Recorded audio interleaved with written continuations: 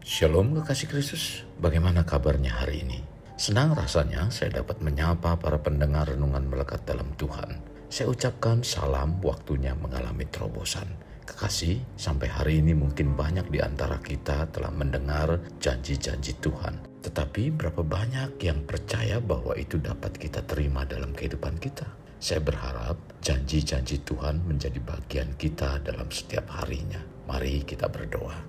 Tuhan Yesus, bukakan hati dan pikiran kami, jamah semuanya Tuhan, agar hari ini ketika kami mendengarkan firman-Mu lewat renungan yang disampaikan, menjadi satu kekuatan dan menjadi satu pertumbuhan dalam kedewasaan rohani kami.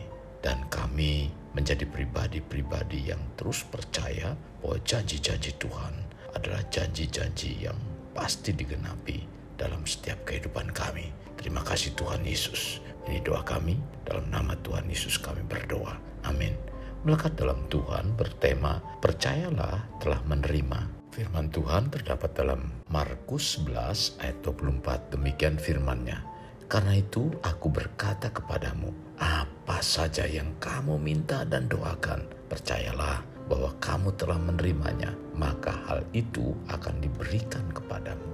Kekasih Kristus, apakah kekasih percaya bahwa kita akan menerima permohonan apa yang kita minta? Sebelum kita memperolehnya, lalu kita harus mempercayai layaknya seorang menyalakan saklar lampu. Apabila lampu tersebut tidak ada masalah, maka lampu tersebut pasti menyala. Hendaklah sikap kita dalam melakukan permohonan tentang apa yang kita minta harus percaya bahwa itu pasti menerima. Untuk bertindak seperti ini, dapat dipastikan di antara kita semua banyak yang belum melakukan hal seperti ini. Karena biasanya kita ingin memperoleh jawaban doa terlebih dahulu, baru kemudian mempercayainya. Kekasih Kristus, berdoa ingin mengharapkan kebesaran Tuhan terjadi dalam hidup kita membutuhkan iman. Iman adalah sikap percaya sekalipun kita belum menerimanya. Contoh, ketika kita datang ke showroom sepeda motor, lalu kita membeli satu buah sepeda motor dan dari bagian administrasi diberikan satu buah faktur pembelian. Lalu dari pihak showroom mengatakan besok sepeda motornya akan diantar ke rumah. Sesampainya di rumah berkata kepada istri bahwa kita telah membeli sepeda motor dan kita hanya menunjukkan faktur pembelian sepeda motor tersebut. Lalu istri kita berkata, mana sepeda motornya? Dan kita sambil menunjukkan kembali faktur pembelian dan berkata, ini. Apakah dengan demikian istri kita akan percaya? Sesungguhnya faktur pembelian merupakan bukti bahwa itu telah dilakukan pembelian sekalipun sepeda motornya belum datang. Tetapi faktur tersebut sudah membuktikan bahwa kita sudah memiliki sepeda motor sekalipun belum ada di rumah kita. Agar pemahaman ini lebih mendasar lagi bagi kehidupan doa kita, saya memberikan contoh lagi. Ketika kita menjual sebuah barang pada seseorang pembeli, lalu pembeli tersebut menyampaikan kabar bahwa sang pembeli telah mentransfer sejumlah uang untuk membayar barang yang dijualnya. Maka hal yang biasa dilakukan adalah memeriksa mutasi uang di rekening bank kita. Tentunya kabar saja tidak cukup untuk membuktikan bahwa si pembeli telah memberikan uangnya. Bagaimana jika yang mentransfer uang itu adalah orang yang kita percayai? Masihkah kita memeriksa rekening kita? Jadi, untuk mempercayai tergantung siapa orang yang menyampaikannya. Bagaimana bila hal ini kita hubungkan dengan pribadi Tuhan? Apa sikap dan respon kita terhadap janji-janji yang diucapkannya? Tetap percaya telah menerima ketika kita menerima firman yang disampaikan saat kita beribadah. Yesus pernah memuji iman yang luar biasa dari seorang perwira yang memang sudah terbiasa dengan kondisi di mana apa yang diperintahkannya kepada anak buahnya pasti akan dilakukan. Iman inilah yang diterapkannya pada saat dia meminta Yesus menyembuhkan hambanya yang lumpuh dan menderita. Perwira ini meminta Yesus cukup mengatakan sepatah kata saja dan ia yakin pasti hambanya sembuh. Perwira ini membangun suatu keyakinan yang luar biasa pada Yesus bahwa hambanya pasti sembuh sekalipun dia belum membuktikannya.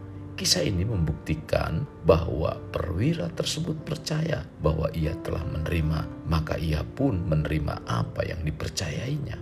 Bentuk keyakinan seperti perwira ini tidak dibangun dalam hitungan hari, tetapi pasti melalui proses panjang yang terbiasa dilakukan bertahun-tahun. Mari kita memiliki suatu bentuk kepercayaan seperti ini dengan membangun suatu hubungan yang erat dengan Tuhan setiap hari. Bila kita melakukan demikian, apa yang kita doakan, percayalah kita telah menerimanya. Kekasih, sikap percaya bahwa kita telah menerima jawaban dan kuasa Tuhan yang besar, kita harus memiliki iman kepada Tuhan. Tidak peduli kesulitan atau kemunduran yang kita hadapi. Selama kita berdoa dengan tulus dan mengandalkan Tuhan, Tuhan pasti memenuhi dan menjawab doa-doa kita sesuai dengan kehendak-Nya. Kekasih Kristus, kita memiliki iman yang benar kepada Tuhan itu berarti penting. Karena dengan memiliki iman yang benar, kita tidak mengandalkan kekuatan diri kita sendiri. Dengan iman yang benar, kita di saat dalam kesulitan tidak menyangkal Tuhan, melainkan kita dapat menjadi saksi bagi Tuhan dan mengikuti Dia sampai akhir. Namun, banyak di antara orang Kristen, apakah di antara kita, di mana dalam hidup hanya dapat memiliki iman kepada Tuhan ketika kita berada di saat-saat yang baik. Tetapi ketika situasi sulit dan penderitaan datang, seringkali pasif dan lemah, bahkan tidak mau berdoa. Bagaimana dapat mengalami kebesaran kuasa Tuhan, apalagi dapat mencapai iman sejati kepada Tuhan? Dengan kita semakin bergaul erat dengan Tuhan, maka dengan sendirinya iman kita terhadap Tuhan dan janji-janji Tuhan semakin tumbuh. Dengan sikap demikian, percayalah kita telah menerima. Untuk percaya telah menerima memang tidaklah mudah, dan itu dibutuhkan iman yang teguh. Hanya dengan iman kitalah kita dapat melihat Tuhan. Dan ketika kita melihat iman kepada Tuhan, maka Tuhan akan menyempurnakan kita. Sebab jika kita tidak memiliki iman, kita tidak dapat disempurnakan. Dan kita tidak akan mampu melihat perbuatan Tuhan, apalagi melihat kemahakuasaannya. Jadi dengan kebenaran firman-Nya yang tertanam dalam hati yang akan menghasilkan iman yang kuat, dengan memiliki iman seperti ini, percayalah kita telah menerima kebesaran Tuhan dalam hidup kita. Kekasih Kristus, mari kita alami terobosan hidup. Untuk mengalaminya, mulailah dengan mengenal prinsip-prinsip kerajaan Allah serta menjadi warga kerajaan. Kita berdoa. Tuhan Yesus, terima kasih buat kebenaran firman-Mu pada hari ini. Sungguh memberikan satu pencerahan dan kekuatan di dalam iman percaya kami. Tuhan, kami percaya firman-Mu tidak pernah gagal dalam setiap kehidupan kami. Dan kami juga tetap percaya bahwa Engkau yang berjanji, Engkau memberikan kekuatan, Engkau meneguhkan. Tuhan, pimpin kami supaya kami dapat bergaul erat dengan Engkau. Supaya dengan sendirinya iman kami terhadap Engkau semakin kuat. Kami semakin bertumbuh, dan bahkan dengan sikap demikian kami dibawa untuk percaya bahwa apa yang telah Kau janjikan, kami telah menerimanya. Terima kasih Tuhan Yesus buat penyegaran, kekuatan, pertumbuhan rohani kami. Kami rindu bahwa semuanya ini terus membawa hidup kami semakin memuliakan Engkau. Dan bukan hanya itu saja Tuhan, kami semakin mengalami janji-janji Tuhan dalam kehidupan kami.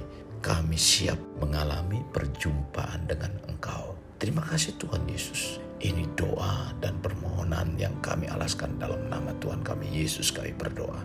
Amin. Kasih Kristus, mari kita akhiri dengan mengendahkan kedua tangan kita. Terimalah anugerah berkat dari Allah Bapa, kasih sayang daripada Yesus Kristus, dan persekutuan dengan Roh Kudus yang mencurahkan berkat secara rohani, berkat secara jasmani, dan berkat secara ekonomi, di mana berkat Abraham, berkat Ishak, berkat Yakub dicurahkan dan dilimpahkan dari saat sekarang sampai Maranatha tiba, dalam nama Tuhan Yesus. Amin. Sampai jumpa di renungan berikutnya. Tuhan Yesus memberkati. Jangan lupa like, share,